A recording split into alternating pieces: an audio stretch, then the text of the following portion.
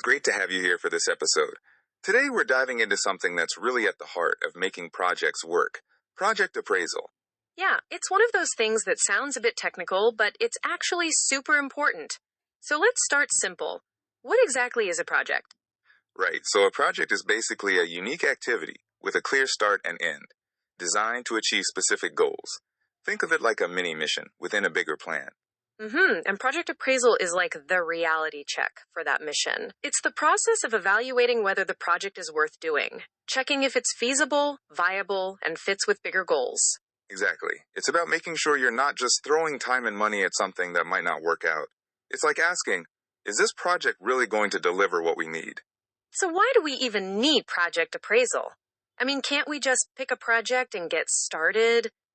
Well, you could, but appraisal helps you pick the best project among many options. It also makes sure the right people are assigned to the right tasks, and that work is prioritized effectively. Plus, it gives feedback and helps plan for smooth execution. Basically, it's a way to avoid wasting resources on projects that won't succeed. That makes sense. Now, when does this appraisal happen? Is it just at the start? Actually, it happens at several points. First, before the project begins, there's the crucial feasibility appraisal, checking if the project is doable and worthwhile. Like a health check before starting a fitness plan. Exactly. Then, during planning, you refine the roadmap, budget, timeline, and assess risks. Once the project is underway, appraisals happen at key milestones to check progress and resource use. And there's also mid-project check-ins, right, to see if things are still on track and resources are being used well. Yes, and finally, after the project wraps up, there's a post-mortem to review what worked, what didn't, and lessons for next time. That health check analogy really helps. It's like you don't just check your health once. You keep monitoring to stay on track. So true. Now, let's talk about the different types of project appraisal. There's quite a few. Yeah, starting with financial appraisal. That's about whether the project will generate enough revenue to cover costs and provide a good return. Then there's economic appraisal, which looks beyond money to the project's impact on the wider economy, like job creation or local growth. Strategic appraisal checks if the project aligns with the organization's long-term goals, like entering new markets or gaining a competitive edge. Technical appraisal asks if the project is even possible technically. Do we have the right tools, materials, and expertise?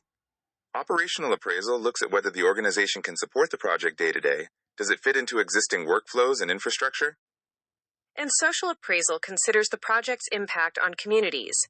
Will it improve well-being or cause social issues?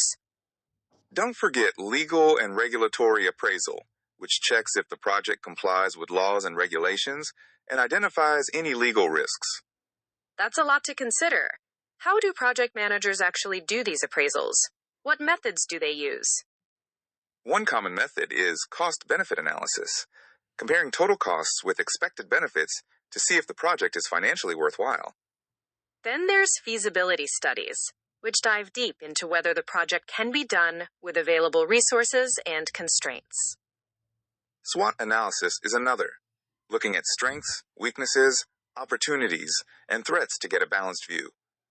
PESTLE analysis is useful too, examining external factors like political, economic, social, technological, legal, and environmental influences. The balanced scorecard evaluates the project from financial, customer, internal process, and learning perspectives. And Monte Carlo simulation is a statistical method that predicts risks and uncertainties by simulating different scenarios. All these tools help make better decisions, reduce risks, and set projects up for success. Speaking of success, what are the main advantages of project appraisal? Well, it helps make better decisions by providing clear information. It identifies risks early so they can be managed. It also ensures efficient use of resources, budget, people, technology, and engages stakeholders by considering their input. Plus, it improves project performance and chances of success and aligns projects with organizational goals to avoid wasted effort. Sounds like a no-brainer. But are there any limitations we should keep in mind? Definitely. The quality of appraisal depends on accurate data and forecasts, which isn't always easy. And sometimes benefits get overestimated and costs underestimated just to get approval. Also, future risks can't be fully predicted. An appraisal is only useful when benefits can be measured. Political influences can also skew appraisals, so it's not a perfect science. Right? It's a tool to guide decisions, not a guarantee. So to wrap up, project appraisal is like a series of health checkups for a project, before, during, and after, to make sure it's worth doing, on track, and learning from experience. And it covers financial, economic, strategic, technical, operational, social, and legal angles using a variety of methods to assess risks and benefits. All aimed at making smarter decisions, using resources wisely, and increasing the chances of success. Thanks for joining us to unpack this. Hopefully, it gives you a clearer picture of why project appraisal matters.